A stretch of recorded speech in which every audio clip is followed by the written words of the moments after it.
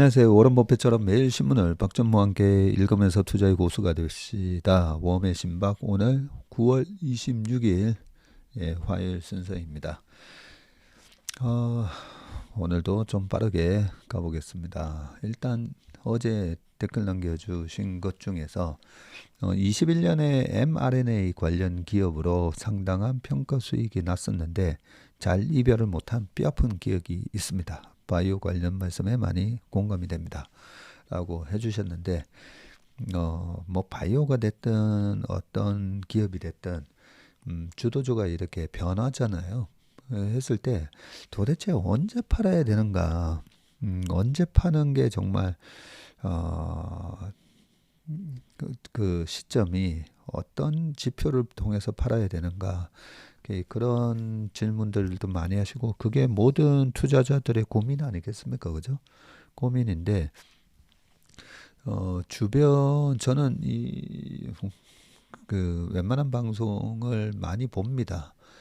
장중에는 보통 이제 펀드 매니저들이나 증권사에 보면 환경와우 TV, 한국경제 TV죠. 요즘에 이름이 한국경제 TV 항상 이렇게 켜놓는데 거기에 하나의 교통방송 듣는 느낌으로 보거든요. 거기서 아주 뭐 인사이트풀한 그런 어떤 내용을 듣기보다는 지금 시장의 분위기가 이쪽으로 가고 있구나, 이쪽으로 쏠리고 있구나, 그런 걸 느끼기 위해서 일반적으로 경제 TV를 켜놓는데 거기서 한 3개월 내내 이제 이쪽 관련된 주식을 막 얘기하고 거기 나온 전문가들이 내가 이렇게 추천했는데 이렇게 많이 올랐다 부터 해서 많은 이제 약간 자랑 비슷하게 막 하게 되고 애널리스트도 마찬가지입니다. 애널리스트들은 저희는 뭐 잘 알잖아요. 이 업계에 같이 있으니까. 근데 언젠가 뭐 애널리스트들이 이거 제가 3개월 전 아니면 6개월 전부터 계속 탑픽으로 밀었듯이 그래서 아니 저 친구 그때 6개월 전에 그렇게 좋게 얘기 안 했는데 속으로 그런 생각할 때도 있고요. 그런 식으로 시세가 많이 올라간 걸 보면서 되게 자신감 있게 막 나와서 얘기를 그런 부분이 방송에서 한 3개월 이상 지속이 되잖아요. 그러면 어떤 느낌을 받냐면 야 3개월 동안 저렇게 저는 방송을 보면서 투자자들 100명 중에 한 7, 80%는 저 주식 갖고 있겠구나. 뭐 이런 생각도 하고요.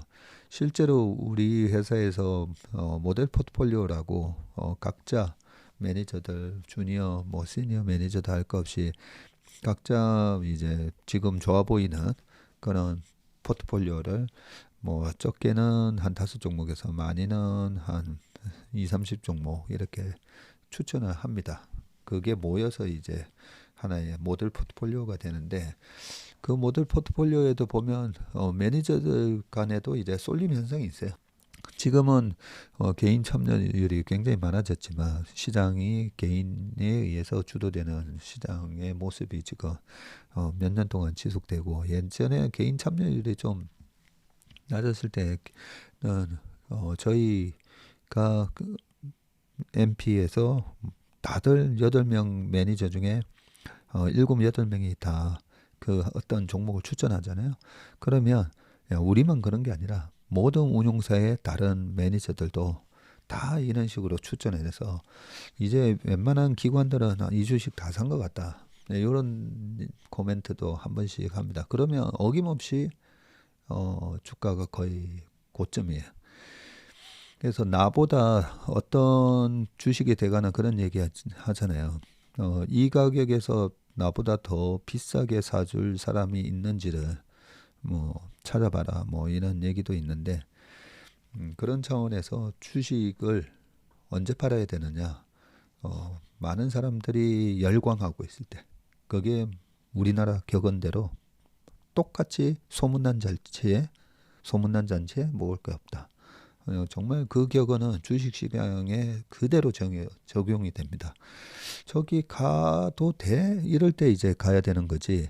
많은 사람들이 저기 가서 와, 내가 배 터지게 먹고 나왔네 하면서 다들 나오면서 배 턱턱턱 두드리면서 이쑤시면서 많이 먹었네, 많이 먹었네 하면서 막 많은 사람들이 몰려 나오잖아요. 오, 그래? 나만 못 먹고 있나? 나도 저기 한번 가봐야 되나 하고 그렇게 잔치집에 늦게 가면 제가 어떻게 된다 했죠? 네, 잔치집이 밤 11시쯤 끝나는데 10시 반쯤 사람들 나오는 것만 보고 나도 저기 가서 좀 먹고 나와야 되나 해서 들어갔다가 먹을 것도 없고 나오려고 하니까 주인이 이제 잡는다는 거죠. 뭐라고? 설거지하고 가야지 하면서 잡는다는 거죠. 예, 그런 차원에서 바이오가 됐든 아니면 뭐 반도체가 됐든 2차 전지가 됐든 우리 주식시장에 많은 테마가 형성이 되지 않습니까? 그죠? 그랬을 때 내가 주식을 언제 팔아야 되느냐. 네. 저 집이 이제 잔치가 끝나가는 집인지를 잘 체크를 해 보시는 게 좋을 것 같습니다. 네.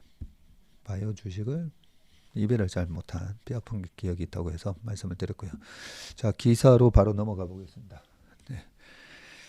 첫 번째 기사는 오늘은 매일경제신문이고요. 동남아까지 가세했다. 넘쳐나는 철강 생산 제품 가격의 40%가 급락했다라는 부분이 있는데요. 얼마 전에는 일본에서 지금 엔화 약세로 저가 철강이 마구마구 수입이 되고 있다라고 봤는데 이건 또 무슨 얘기죠? 중국이 주춤한 사이 생산을 늘려서 3년 뒤에 35% 성장을 전망하고 있고 공급 과잉 우려, 재앙 수준, 포스코 등 업계 비상, 동남아시아 철강 생산 능력 2019년도에 7,460만 톤이었는데요. 2025년에는 1억 840만 톤이 된다고 하네요. 지금보다는 3,000톤이 늘어나니까 거의 한 40% 증가하는 수치인데 안 그래도 지난번에 동남아 얘기하면서 동남아에 아직까지 철강화학의 자급률이 100%가 아마 아직은 안 될 겁니다 라고 얘기했었던 말을 하면서도 자급률이 얼마나 되지 좀 궁금하긴 했었거든요. 말레이시아 철강 업체인 이스턴 스틸은 지난달 신규 고로 가동을 시작했고 이 회사는 말레이시아의 히압테크 벤처 BHD와 중국 중공업 그룹 베이징 지안룽의 합작사라고 하네요. 말레이시아 동부 항구 도시인 쿠안탄에서 북쪽으로 약 60km 떨어진 곳에 위치한 이번 새 고로 가동으로 이 회사의 철강 생산 능력은 연 70만 톤에서 270만 톤으로 대폭 늘었네요. 철강제의 40%를 태국, 인도네시아를 비롯한 인접 동남아시아 국가에 수출해온 이스턴 스틸은 이번 고로 증설을 계기로 수출 규모를 확대할 계획이라고 합니다. 이 회사는 수년 내 철강 생산 능력 연 130만 톤 규모의 고로를 추가로 설치해서 생산 능력을 400만 톤으로 확대할 방침이고요. 25일 철강업계에 따르면 미중 공급망 갈등 속에 제조업의 중요성을 자각한 세계 각국이 일제히 제철 자립에 나서면서 철강제 공급 과잉이 재앙 수준으로 치달을 수 있다는 우려가 커지고 있다고 합니다. 특히 동남아시아 국가들이 산업의 쌀인 철강을 자국에서 수급하겠다는 청사진 하에 조강 생산량을 크게 늘리면서인데 자국에서 수급하겠다는 청사진이라고 되어 있네요. 조강은 고로와 전기로에서 뽑아낸 샘물로 철강제의 원재료입니다. 이에 철강제 수출 물량의 20%가량을 동남아로 수출해온 포스코, 현대제철을 비롯한 한국 철강 업체들의 수출 전선에도 먹구름이 끼고 있다는 아무런 전망이 나오고요. 실제 OECD에 따르면 베트남, 인도네시아, 말레이시아, 태국, 필리핀, 싱가포르 등 동남아 10개국의 철강 생산 능력은 지난해 8,040만 톤에서 25년도에 1억만 톤으로 1억 840만 톤으로 3년 새 최대 35% 증가할 전망이고요. 세계철강협회는 올해부터 2030년까지 동남아 지역에서 9,100만 톤의 생산 능력이 증가할 것으로 전망했는데 생산량 세계 6위인 포스코의 철강 생산 능력이 아까 위에 제가 읽으면서 포스코의 철강 생산 능력이 얼마였더라 궁금을 했었는데 4,300만 톤입니다. 4,300만 톤. 우리나라가 5,200만이니까 그거랑 좀 비슷하게 연동지어서 기억하면 되겠네요. 4,300만 톤이라는 점을 감안하면 이 지역에만 포스코급 철강회사 2곳이 추가로 생긴다는 의미네요. 와, 그렇네요. 동남아 국가들의 공세적 움직임은 지난 20여 년간 글로벌 철강제 공급 과잉의 진앙지였던 중국이 최근 감산으로 돌아선 것과 대비되는 모습이고 중국의 철강 생산량은 21년 전년 대비 1.7% 감소한 10억 3,473만 톤이고 2022년에는 2.1% 줄어든 10억 1,300만 톤을 기록을 했었네요. 포스코도 철강 생산 능력을 지난 10년간 동결해 왔고요. OECD 보고서에는 동남아 중동에서 생산 능력을 확장해 전 세계 조강 생산 능력이 크게 늘어난 결과 전 세계 철강 과잉 생산에 대한 우려가 있다고 밝혔습니다. 이준호 고려대 신소재공학부 교수는 자동차용 강판 등 고급 소재 혁신을 계속 이뤄내는 방법만이 공급 과잉 국면에서 한국 철강 기업의 살 길이라고 말을 했습니다. 야, 이 동남아에서도 엄청난 생산 캐파 증설이 계속 지속되고 있네요. 하긴 뭐 베트남에서도 이번에 핀페스트라고 그죠? 전기차도 생산하고 있으니까 베트남 인구도 지금 9,500만 거의 1억이 다 되고 있고 지난주인가 언젠가 그 슈카에서 이집트의 인구 구조를 보여줬었죠. 완전히 이렇게 돼 있죠. 밑에가 제일 넓고 위에가 이렇게 좁은 형태로 그 많은 또 인구들이 이머징 국가가 뭐 다 그렇지는 않겠지만 올라오면 거기서 쓰여지는 철강 화학 제품을 아까도 여기 적혀 있지만 자체 조달하기 위해서 이게 일본 중국 저가 공세에 당할 수가 없다. 요 기사가 연관된 기사인데 잠깐 읽고 가겠습니다. 일본 철강 업체들이 올 들어서 한국 시장에 덤핑 공세를 펼치면서 국내 철강 업체들 입지가 좁아지고 있고 중국 철강 업체들은 올해 리오프닝 이후에도 경색된 경기가 되살아나지 않자 과잉 생산된 철강제를 한국 시장에 내다 팔면서 국내 철강 업계가 위기에 지금 내몰리는 상황이고 올해 8월까지 일본산 열연 제품 수입량이 155만 톤, 전년 동기 대비해서 44%나 증가했죠. 이 추세대로라면 21년에 136만 톤, 그리고 22년에는 167만 톤이던 일본 열연 제품 수입량이 올해는 250만 톤 수준으로 급증할 것이라는 게 업계 전망인데요. 열연, 이게 보통 영어로는 이제 핫코일, 냉면은 뭐 콜드코인 이렇게 표기가 되는데 열연은 슬래브가 이제 뜨거운 쇳물을 굳혀서 응고시킨 중간 소재. 용광로에서 쇳물이 쫙 나오면서 무슨 이런 롤러 위에다가 쫙 갈 때 그 뜨거운 쇳물에서 굳어지면서 이제 철판 비슷하게 나오는 그게 이제 슬래브인 것 같고요. 이 슬래브를 가열해서 압연기로 누르고 길이를 늘리고 두께를 얇게 만든 뒤 콜 형태로 감은 철강 제품이 바로 열연입니다. 자동차용, 구조용, 그리고 강관용 등 다양한 산업 분야에 사용되며 국내에서는 포스코와 현대제철에서 열연을 생산합니다. 제압, 연사, 강관 회사 등 열연 제품 수요처들이 포스코와 현대제철에서 생산하는 양질의 열연 제품 대신 일본산 제품 구매를 늘린 것은 바로 가격 때문입니다. 관련 업계에 따르면 올해 1월에서 8월 여름 제품이 국내 시장에서 톤당 평균 80만 원을 조금 웃도는 수준으로 판매가 됐는데요. 같은 기간에 국내에서 생산된 여름 제품 평균 판매가는 통당 100만 원을 조금 밑도는 수준이었다네요. 일본 제품이 국산 제품 대비해서 20%가량 저렴하게 판매되면서 수요처들이 점점 포스코와 현대제철 주문량을 줄이고 나선 것입니다. 문제는 일본 제품 가격이 일본 내수 시장 가격에 비해서 크게 낮다는 데 있다. 그러면 덤핑이네요. 철강업계에 따르면 1월에서 8월 일본 내 여름 제품 가격이 톤당 평균 920달러. 그래요? 920달러면 환율 적용해보면 지금 120에서 130만 원인데 결국 일본 철강 회사들이 자국 내에서보다 30%가량 낮은 가격에 한국에서 제품을 처분하고 있다는 얘기네요. 이 때문에 반덤핑 소지가 크다는 게 업계의 시각입니다. 철강 제품 거래는 통상 달러로 거래가 되고요.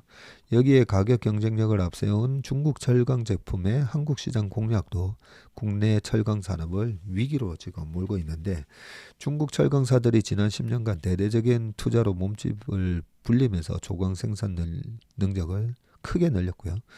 세계 5위 회사 중에 4곳이 중국 업체일 정도입니다. 이런 상황에서 코로나로 내수 시장이 침체되고 올해 리오프닝 이후에도 좀처럼 경기가 살아나지 않자 이 내수 시장에서 소화하지 못한 물량을 또 가격을 크게 낮춰서 한국 시장에 풀고 있습니다. 중국산 여름 제품 수익량이 107만 톤으로 전년 같은 기간보다 27%나 늘었네요. 일본, 중국 제품을 값싸게 구매하는 제약연사와 관광 회사들도 마냥 좋은 것만은 아닌데요. 산업의 기초 소재인 철강업이 튼튼하지 않으면 자동차, 건설, 조선 등 한국 주력 산업 역시 연쇄적으로 취약해질 수 있다는 점도 문제로 지적된다. 근데 요런 얘기를 읽다 보니까 그동안에 작년, 재작년에 조선이 수주는 많이 했는데 실제로 뚜껑을 열어봤더니 계속 적자네. 저가 수주했는데 원자재 가격은 올라서 그렇습니다. 라고 얘기했었는데 조선에서 가장 많이 들어가는 부분이 저는 강판이다 보니까 철강 가격이 저렇게 인하한 거에 있어서 누군가는 수혜를 볼 건데 누가 수혜를 볼까 보면 자동차 회사, 조선업체 그리고 건설업체네요. 그래서 이쪽은 수익성이 오히려 개선되는 효과는 있겠다 그죠? 네. 그 다음입니다. 중앙은행 금리 인상 경쟁 끝 글로벌 통화정책 대전환 임박이라고 돼 있는데 한번 보겠습니다. 지금 주식시장이 약한 이유는요. 조정에 들어갔잖아요. 계절적으로 9월달이 항상 조정에 들어가는 달이긴 하지만 뭔가 항상 이유가 있어야 될 거 아닙니까? 그죠? 이유는 항상 다릅니다. 그 이유가 지금은 금리입니다. 미국제 10년물 금리가 저렇게 4.5%에 이러고 있으면 워런 버핏도 그 주식의 천재 워런 버핏조차도 3개월물, 6개월물 아니면 2년물짜리 미국채 사잖아요. 네, 5%짜리 미국채 사는 게 아무 리스크 없이 5%의 수익을 얻을 수가 있으니까 전 세계에서 우리가 어떤 자산의 가격을 결정하는 CAPM 모델이니 뭐니 했을 때 그 리스크 프리 자산의 수익률은 얼마인가를 가지고 자산 가격을 결정 많이 하지 않습니까? 그랬을 때 이 리스크 프리 자산의 수익률이 바로 10년물 미국 국채에 있기 때문에 모든 자산 가격에 영향을 미치게 됩니다. 그래서 지금은 4.5% 그리고 4.5%가 된 이유는 물가라고 하면서 페드의 또 호키시한 그런 통화 정책 때문에 그런 거죠. 그래서 이 얘기가 무슨 얘기인가? 금리 인상이 경쟁이 끝났나? 네, 한번 읽어보겠습니다. 지난주 미국, 영국, 일본, 스위스 등 주요국 중앙은행의 기준금리 슈퍼 위크를 끝으로 글로벌 금융 긴축 사이클이 1년 반 만에 종료됐다는 분석이 나왔다. 이들 중앙은행이 인플레이션 하강과 경기 둔화를 감안해서 모두 기준금리를 동결함에 따라 당분간 추가 금리 인상은 없을 것으로 전망이 된다. 특히 최근에 경기 둔화 징후가 나타난 곳이 있어 내년부터 금리 인하에 들어갈 것이라는 예상도 나오는데 지금이 금리 사이클의 변곡점이라는 진단이다. 네, 제가 제일 좋아하는 단어 변곡점입니다. 모건 스탠리는 미국 페드가 현재로서는 금리 인상을 종료했다면서 내년 3월 연준에 금리 인하가 시작될 것으로 내다봤고요. 앨런 젠터너 미국 담당 수석 이코노미스트는 What Goes Up에 출연을 해서 연방공개시장위원회 차기 회의인 오는 11월 초에이죠. 11월 회의에서 금리를 올릴 가능성이 거의 없다고 말을 했네요. 그는 인플레이션이 냉각되면서 연준은 금리 인하가 준비될 때까지 금리를 그대로 유지하다가 내년 3월께 금리를 인하할 가능성이 있다고 말을 했습니다. 연준은 지난주 추가 금리 인상 가능성을 열어놓았지만 최근 인플레이션이 둔화하고 유가 인상 등 경제의 여러 악재가 겹치면서 금리 인상 사이클이 끝났다는 주장이 이어지고 있네요.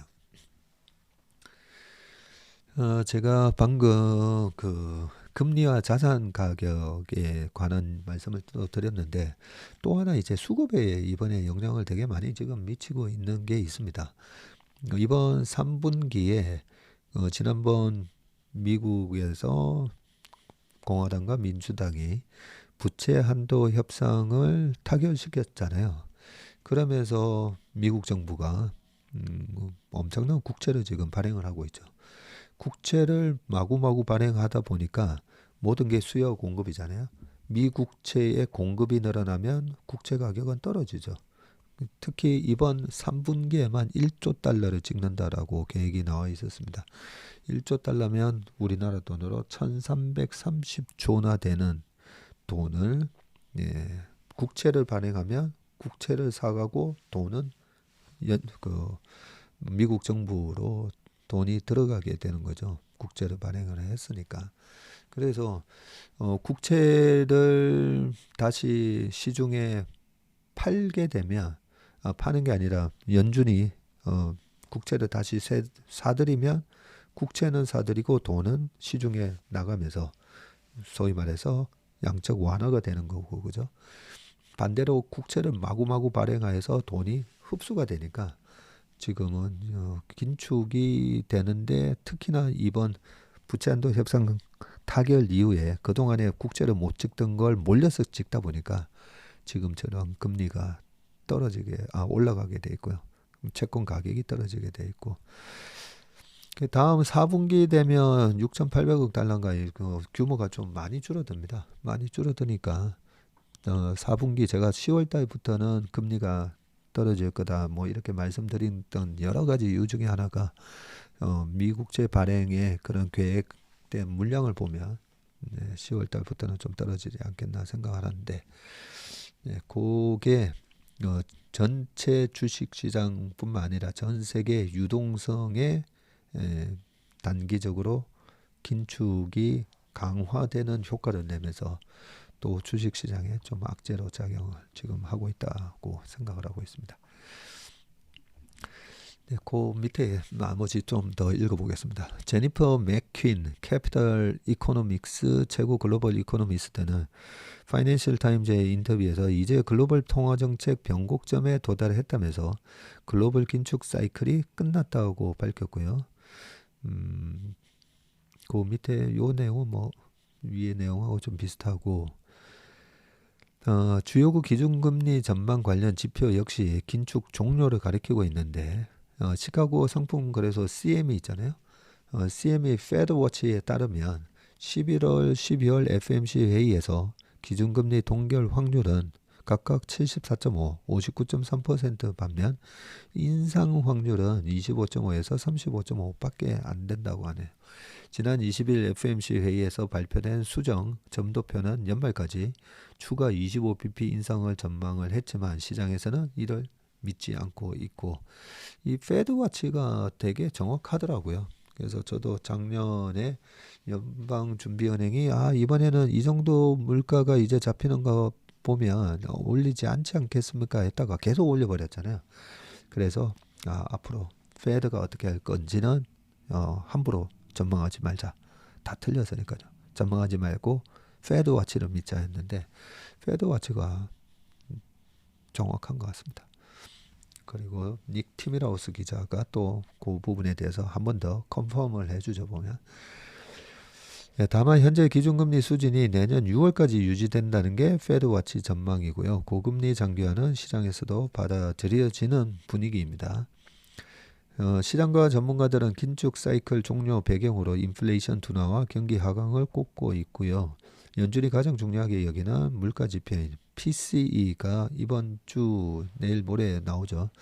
전년 대비 상승률이 지난해 2월 5.4%로 정점을 찍고 지난 7월 4.2%로 하향 추세를 보이고 있고요. 연준은 근원 PCE가 올해 말에 3.7%로 둔화될 것으로 지난 20일 전망을 했습니다.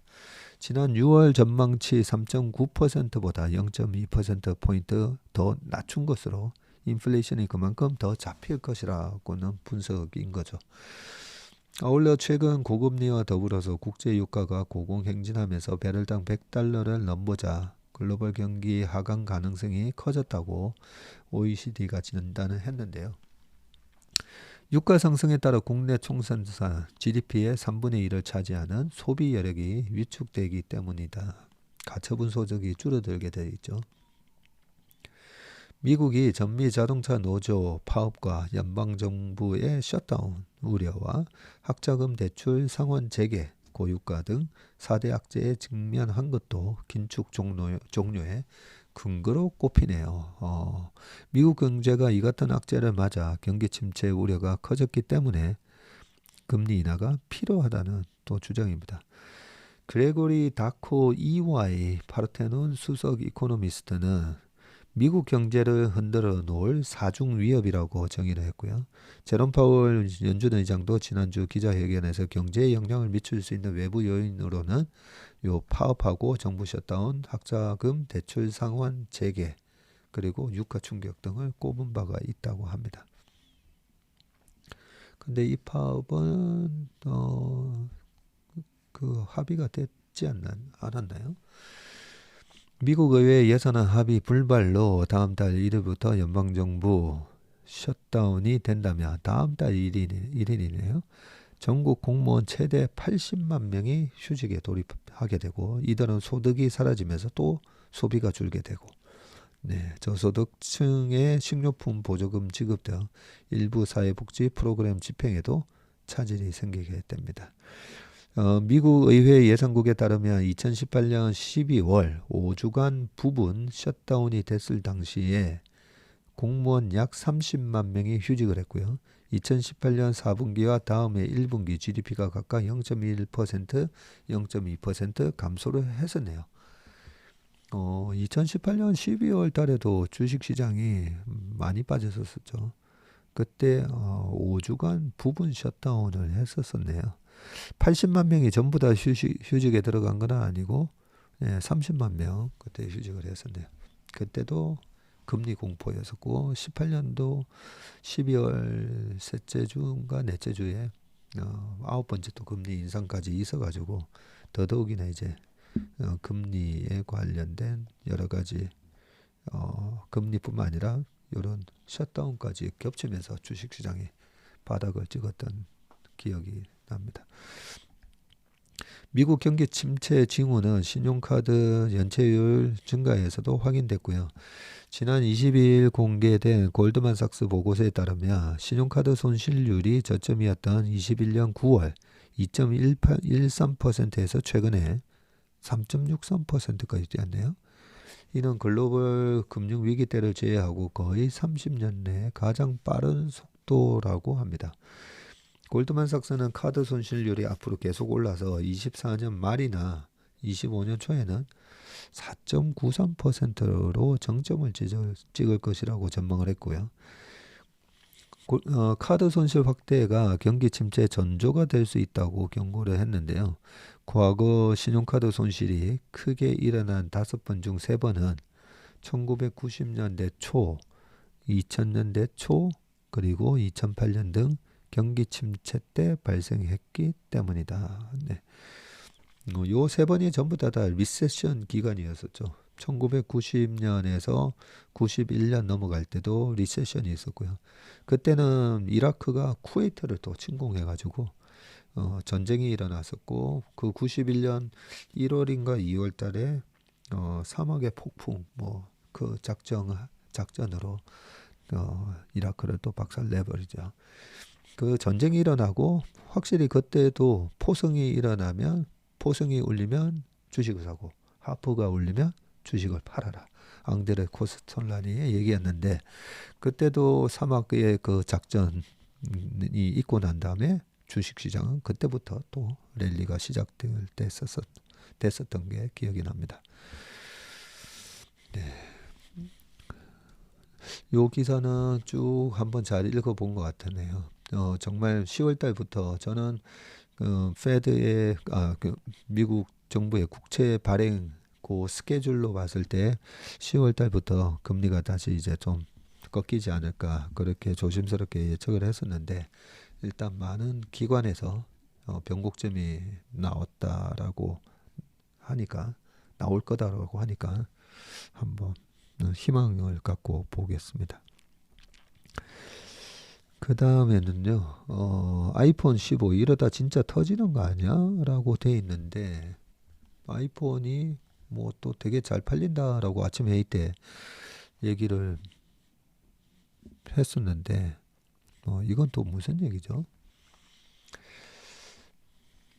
아이폰 48도 발열, 이 부분인데 한번 보겠습니다.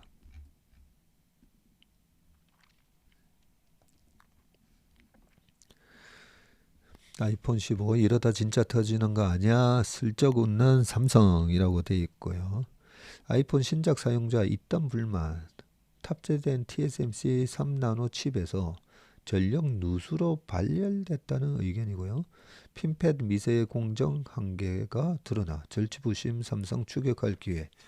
GAA 방식 각광 점유율도. 야, 이거 엄청난 일인데요. 일단 읽어보고 말씀드리겠습니다. 파운드리의 절대 강자인 TSMC의 차세대 3나노 칩에 대한 의구심이 커지고 있고요. 첫 양산 제품인 아이폰 신작에 발열이 심한 것으로 알려졌기 때문인데, 한 발 앞서 3나노의 공정에 진입해 안정기를 이룬 삼성전자로서는 반사이익의 기회를 모색할 수 있게 됐다. 최근 애플의 새로운 스마트폰 아이폰 15 프로에 들어간 모바일 칩 A17 프로가 과도한 발열 논란에 휩싸였고요. 이 칩은 TSMC 3나노 공정 대량 생산의 데뷔 무대격이었는데, 최근 중국의 한 사용자는 아이폰 15 프로로 고사양 게임을 구동하니까 30분 만에 제품의 온도가 48도까지 상승했다고 하네요. 이뿐 아니라 판매에 앞서서 사전 체험에 나선 복수의 사용자들도 발열 문제를 공통적으로 지적을 했다고 합니다. 반도체 칩의 발열은 통상적으로 설계상에 문제가 있거나 제조 공정상에서 전력 누수를 잡지 못했을 경우에 발생을 하는데, 업계에서는 조심스럽게 TSMC 공정에서 문제가 생겼을 가능성에 대해서 더 무게를 두고 있다네요. TSMC 책임론의 배경 중 하나가 기존의 핀팻 방식이 미세 공정에서 한계에 도달했기 때문인데, 핀팻 방식은 전력을 통제하는 접촉면이 3면인 구조를 말하고요. 2011년 도입된 이후에 4나노까지 미세 공정의 공식처럼 쓰인 기법이라고 합니다. TSMC는 핀팻 공정의 달인으로 불리면서 업계를 주도해왔고, 하지만 3나노 이하 초미세 영역으로 들어서면서 구조적으로 핀백 공법으로 전류를 제어하기가 매우 어려워진다고 하네요. 더 큰 우려는 3나노 1세대 제품에서 결함이 발생했다면 같은 기술을 뼈대로 둔 후속 공정에서 문제가 계속 발생할 가능성이 크죠. TSMC는 1세대인 N3B에 이어서 내년도 2세대인 N3E를 포함해서 용도별로 복수의 후속 3나노 공정 도입을 예고한 상태인데, 앞서 삼성전자도 5나노 공정에서 수율 확보에 애를 먹은 이후에 이어진 5나노 후속 공정과 비슷한 구조의 4나노 공정까지 연이어 타격을 받았고요. 결국 4나노 대표 제품이었던 갤럭시 S22 탑재 칩에서 발열 논란이 발생했었고, 퀄컴 등 주요 고객사들이 TSMC로 이탈한 것으로 알려졌었죠. 예. 그 결과 TSMC와 삼성전자의 시장 점유율 격차가 지난 1분기에 50.3%포인트 넘게 벌어지기도 했습니다. TSMC가 한 60%, 삼성전자가 여기서 50을 빼면 10%대까지 떨어졌었는데, 절치불심한 삼성전자는 3나노 공정에서 전면적인 변화를 꾀했고, 접촉면이 3개가 아닌 4개 면인 게이트 올어라운드 구조를 한 발 앞서 도입을 했고요. 핀백보다는 접촉면이 넓기 때문에 전류의 흐름을 세밀하게 제어할 수 있고, 이 때문에 전력 소모가 적고 전성비, 전력 대비 성능을 얘기하는 이 전성비 측면에서도 10% 정도 우위에 있는 것으로 알려졌고, 이것 때문에 두세 달 전에 이재용의 반격, 이런 기사가 있었었죠. 근데 반격을 한다고 해도 이 3나노에서 핀백 공정으로 TSMC가 너무 잘하고 있으면 굳이 애플이 파운드리를 뭐 삼성전자한테 넘길 필요는 없는데, 엄청난 큰일이 지금 발생했다, 그죠? 네, 굉장히 큰일이 발생했습니다. TSMC에 가공할 만한 옛날에 2차 세계대전 뭐 영화나 보면 어디 섬에 독일의 그 큰 대포 같은 거, 그것 때문에 이런 해군의 함선이 못 들어가는 그런 모습이 연상되는데, 그 대포가 지금 열이 나가지고 제대로 작동을 안 하고 있는 상황이 된 거죠. 네, 삼성전자한테는 엄청난 기회네요. 지난주에 그 1%를 잃는 힘에서 삼성전자가 주가가 15만 원이 가느냐, 그 부분은 메르님이 이 GAA 공정에 있어서 파운드리의 수율이 80%가 이상이 되느냐, 요게 핵심일 것 같다라는 얘기를 했었는데요. 자, 밑에 좀 더 읽어보겠습니다. 하이투자증권에 따르면 삼성전자의 3나노 수율은 여기 나오네요. 수율은 60% 이상으로 지금 추정이 되고요. 현재 TSMC의 3나노 수율이 55%밖에 안 되네요. 55% 수준으로 파악되는 것과 비교해서 삼성전자의 수율이 오히려 더 높은 상황이고, 업계에서는 TSMC의 3나노 공정 수율에 대한 우려가 해소되지 못할 경우에는 대형 고객사들이 삼성전자를 병행 채택하는 등 이탈할 수 있다고 지금 전망을 했습니다. TSMC도 핀백 공정의 한계를 인정하고 2나노부터는 GAA 공법으로 전환을 예고를 했었는데, 이 역시 지금 여의치 않은 게, TSMC는 애초 2나노 반도체를 25년 양산하고 24년에는 시제품을 생산한다는 구상을 갖고 있었고요. 하지만 최근 대만 내 2나노 공장 건설 진행이 늦춰지고 있어서 생산 일정에 영향을 줄 가능성이 커지고 있습니다. 표면적으로는 고객 수요 전망에 맞추는 결정이라는 이유를 들고 있지만, 일각에서는 GAA 공법 적용에 애를 먹고 있다는 추측도 나오고 있네요. 이 같은 반전 분위기는 실제 점유율에서도 나타나기 시작했네요. 벌써 TSMC의 2분기 점유율은 전분기 60.2%보다 3.8%포인트 하락해서 56.4%를 기록한 반면에 삼성전자의 점유율이 1.8%포인트로 올랐네요. 특히 길었던 침체기를 마치고 내년도 시장 반등이 기대되는 시점에 마련한 반전 기점이라 삼성전자에게 더욱 고무적이라고 합니다. 업계는 파운드리 시장이 다시 반등을 시작해서 2026년까지 연평균 13%씩 성장해 나갈 것으로 내다보고 있습니다. 네. 다만 치고 올라오는 경쟁자들은 새롭게 생긴 변수인데요. 최근 중국의 대표 파운드리 SMIC가 화웨이 신제품 모바일 칩 7나노로 생산을 했고, 미국 인텔은 1나노대 웨이퍼 시제품을 공개하는 등 대만 TSMC와 삼성전자가 양분하고 있었던 파운드리 초미세 공정 시장에 후발주자들의 도전장이 지금 이어지고 있습니다. 네, SMIC는 수율이 그렇게 많이 잡혔다고 보지는 않는데, 그죠? 인텔이 좀 무섭네요, 인텔은. 그리고 특히 지난 21년 파운드리 사업 재진출을 선언한 인텔은 현재 TSMC와 삼성전자가 양분하고 있는 초미세 공정 경쟁에 합류하겠다고 공언을 했고요.